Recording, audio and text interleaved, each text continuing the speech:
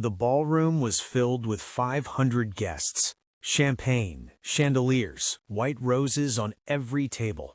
It was supposed to be the most beautiful night of Serena Voss's life. Instead, it became the night everything she trusted turned to ash. She stood at the altar in a dress her mother had saved 3 years to buy, ivory silk, hand-stitched at the collar, and watched her fiancé, Daniel Hale, walk through the grand doors. He wasn't alone. On his arm was her stepsister, Chloe, smiling, radiant, wearing a ring that hadn't been there yesterday. The room went silent. Daniel didn't even look ashamed. He straightened his cufflinks, cleared his throat, and addressed the guests like he was closing a business deal. "I'm sorry to disappoint everyone, but I won't be marrying Serena tonight. Our families have agreed. It's Chloe who will carry the Hale name. Serena was a placeholder." Laughter, murmuring, the sound of champagne flutes being set down. Serena didn't cry. She wouldn't give them that. She turned to her father, the man who was supposed to walk her down this aisle, and found him looking at the floor. "It was always going to be this way, Serena," he said quietly. "Chloe brings more to the merger. You understand." She didn't understand. She never would. She picked up the hem of her dress and walked toward the exit, chin raised, vision blurring, heels clicking against the marble like a countdown. She pushed open the ballroom doors and walked directly into a wall of black. A man stood in the doorway, tall, still, dressed in a suit that cost more than the entire wedding venue. He had dark eyes that didn't blink, a jaw carved from stone, and an expression that said he had seen worse things than this and ended them. He looked past her, into the ballroom, and something shifted in his gaze. Not pity, recognition. "Serena Voss," he said. His voice was low, unhurried, like a man who never needed to raise it. She stared at him. "Who are you?" He looked down at her, and for one strange, suspended second, he almost looked like he was deciding something. "I'm your husband," he said, "as of 1 hour ago." She thought he came to destroy her. So why did he just call her mine? Let's go back, because you need to understand who Serena Voss actually was before they broke her. She wasn't fragile. She was never fragile. She had put herself through 2 years of business school on a part-time salary and a scholarship she'd fought 12 other candidates for. She had managed her father's company accounts from the age of 19 when the CFO quit without notice and no one else stepped up. She had built the client retention program that saved Voss Industries from a 30% loss and watched her father give Chloe the credit at the annual board dinner. She had learned early, love in that house was transactional, and she was never the highest bidder. But she kept trying. That was her flaw. The stubborn, infuriating belief that if she worked hard enough, gave enough, stayed quiet enough, eventually someone would see her. Daniel had seemed proof that someone finally did. They had dated for 2 years. He had met her at a charity gala, brought her coffee on late work nights, told her she was the only woman who understood him. She had believed him completely. That was her other flaw. She trusted with her whole heart or not at all. What she didn't know, what no one told her, was that her father had been negotiating a merger with the Hale Corporation for months, and that when it came down to the final terms, Chloe had offered something Serena hadn't: full control of Voss Industries' subsidiary, signed over in Chloe's name as her dowry. Serena had been traded, and nobody had even told her the price. She was 24 years old, standing outside a ballroom in a dress she couldn't return, with no job title, a company that no longer wanted her, and a fiancé who had just publicly called her a placeholder. She had one thing left: her name. She hadn't decided yet what to do with it, but she was keeping it. His name was Damien Crest. If you moved in business circles, you already knew who he was. If you didn't, you learned fast. 32 years old, CEO of Damien Crest Global Holdings, which had stakes in finance, real estate, energy, and 3 industries most people didn't know existed until Damien bought them. He had turned a collapsing family empire into the most feared corporate entity on the continent in less than 7 years. The rumors varied depending on who you asked. that he had ended a hostile takeover by making the rival CEO's entire board resign in a single afternoon, that he had once walked out of a negotiation worth $2 billion because the other party was 7 minutes late, that he didn't sleep, that he didn't feel, that the last person who tried to deceive him in a contract lost everything, their company, their reputation, and their city address. None of those were rumors. Those were documented. What people whispered about more quietly was this. Damian Crest had been engaged once before, 7 years ago, a woman named Isla from a prestigious family, chosen by his father. She had taken confidential company files and sold them to a competitor 2 weeks before the wedding. The betrayal had cost Crest Holdings $40 million and 3 years of rebuilding. Damian had not been in a relationship since. He had, instead, become a machine. Brilliant, controlled, ruthless in the way that only deeply wounded people can be, not out of cruelty, but out of precision. He had decided that people were variables, deals were the only language he trusted, and sentiment was a liability he refused to carry. So what was he doing at the Voss-Hale wedding? Not to celebrate. He had been watching Voss Industries for 18 months. The company had potential, specific patents in logistics software that Crest Global needed. But the internal politics were a disaster, the leadership was weak, and the merger with Hale Corporation would bury the best assets under bad management in 2 years.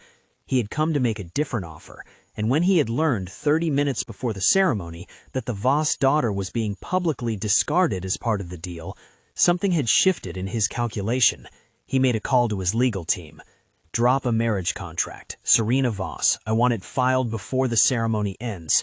His lawyer paused. Sir, on what basis?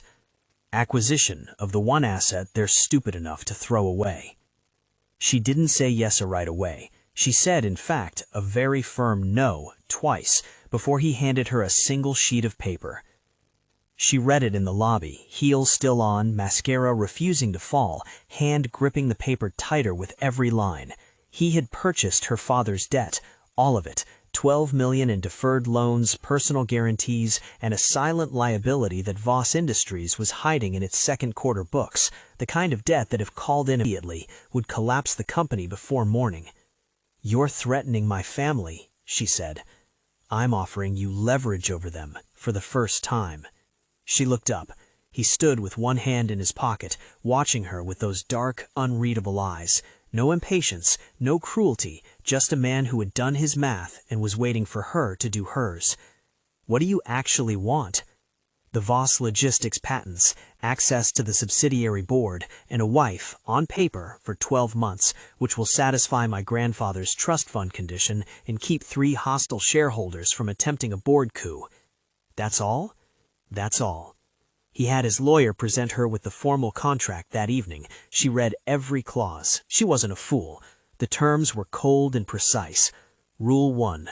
The marriage would last exactly 12 months, no extensions. Rule 2. They would share a penthouse residence for the sake of appearances, separate wings. He would not enter hers without permission. Rule 3. No emotional involvement. This was a business arrangement. Feelings were not part of the agreement. Rule 4. She would attend required events as his wife, behave accordingly in public, and in return receive a salary, full access to resources, and the debt over her family's head held, not called in, for the duration of the contract.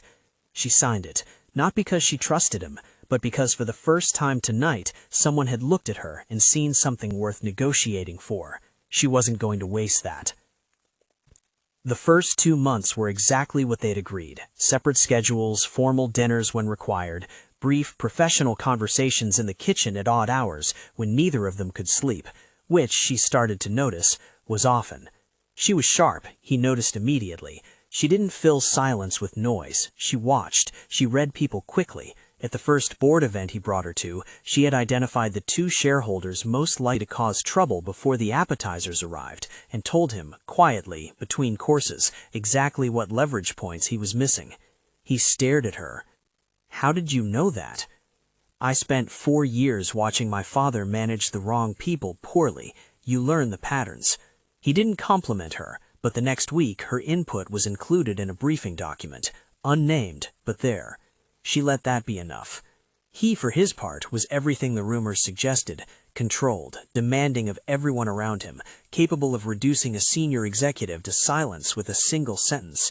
He ran on 4 hours of sleep, black coffee, and what she increasingly suspected was the deep personal satisfaction of being right. But she noticed other things, too. The way he always checked that the car doors were locked for a night event, the way he stood angled slightly in front of her when a crowd was unpredictable, the way he had, without any discussion, had her home office stocked with the exact software tools she needed for the project she had mentioned, once in passing on a Tuesday. He never mentioned it, neither did she. She was not falling for him, she told herself this clearly and often. She just wasn't hating it as much as she expected. It happened at a charity gala in the 4th month. Daniel Hale was there. He approached her near the bar, with the easy arrogance of a man who had never once Faced a consequence and smiled at her like she was still the girl he had left at the altar. "Serena, you look incredible. I heard about Crest. Smart play. Didn't know you had it in you." She said nothing. He leaned closer. "Look, Chloe and it's complicated. I miss what we had. You were always the real—" "Take your hand off her arm." The voice came from directly behind her. Daniel looked up. The smile evaporated. Damien stood there holding 2 glasses of champagne, looking at Daniel the way a person looks at something they're deciding whether to step on. "We were just talking," Daniel said. "No," Damien said, setting both glasses down slowly. "You were talking. She was tolerating. There's a difference." He moved to Serena's side, his presence alone shifting the entire gravitational center of the conversation. "And if you touch her again, you won't just lose this party, you'll lose the Hale merger, your seat on the board, and your reputation in every room that matters. Are we clear?" Daniel left. Serena turned to look at him. "I could have handled that," she said. "I know," he replied. He handed her the champagne. "I wanted to." She looked at him for a long moment. He was already looking away, jaw tight, controlled. But his hand, when it rested briefly at the small of her back to guide her forward, was gentle. She was not falling for him. She told herself this again, very firmly. She found the file by accident. In the 8th month, reorganizing documents he had asked her to cross-reference, she found a legal memo dated 4 months before their wedding. It detailed his original plan for Voss Industries: full acquisition, total restructure, every senior position, including the ones her father held, to be dissolved within 18 months. Her role in the document? Temporary asset, goodwill buffer for board optics during transition. She read it 3 times. Then she put it down, went to her wing, closed the door, and sat in the silence for a long time. She had known this was a contract. She had signed it herself. She had never pretended otherwise. But somewhere in the past 8 months, between the late-night conversations and the stocked office and the way he had looked at Daniel Hale like he was something to be removed, she had started to believe that she had become something more than a clause. She had been wrong before. She should have known better. By morning, she had packed a bag. Would you have left too, or would you have stayed to hear his side? He found her in the lobby with a carry-on in her coat. He stood at the top of the stairs and looked down at her. Something in his expression broke its usual structure, just fractionally, just enough. "The memo," he said. It wasn't a question. "The memo," she confirmed. He came down the stairs slowly, stopped 6 feet from her. "That document was written before I met you, before I understood what you were." "What I was? I was an acquisition target, Damien. That's what the file says."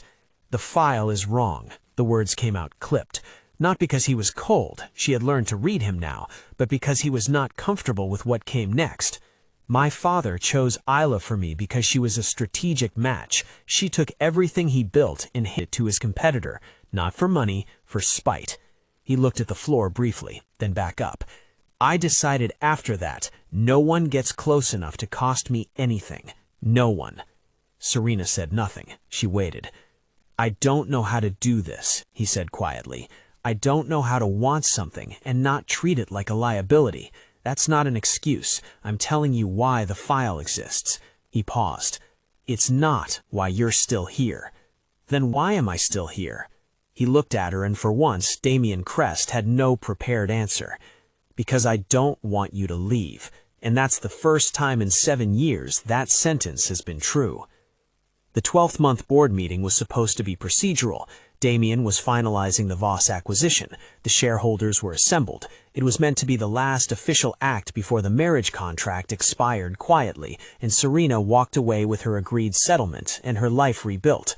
Instead, Damien stood at the head of the table, looked at the assembled board, and said, "I'm restructuring the acquisition terms."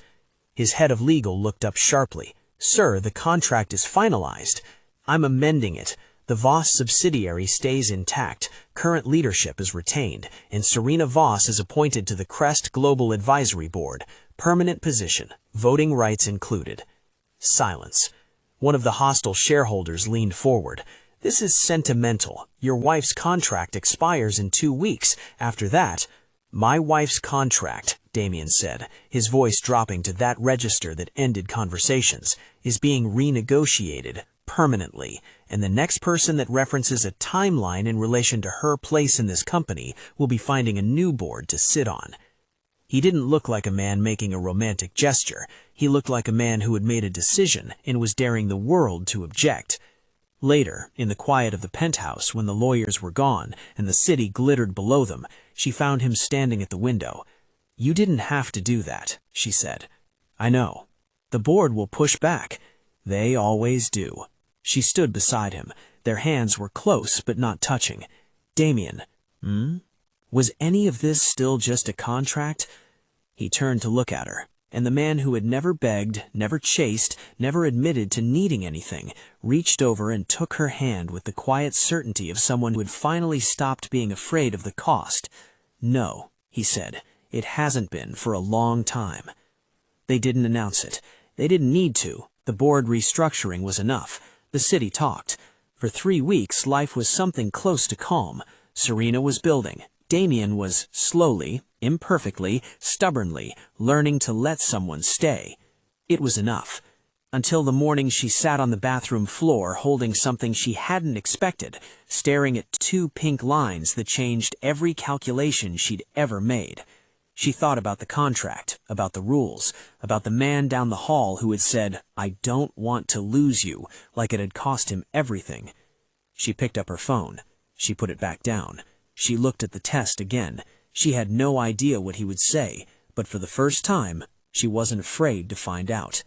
If you want part 2, drop a comment below and tell me, did he earn her trust, or is it too soon to believe him?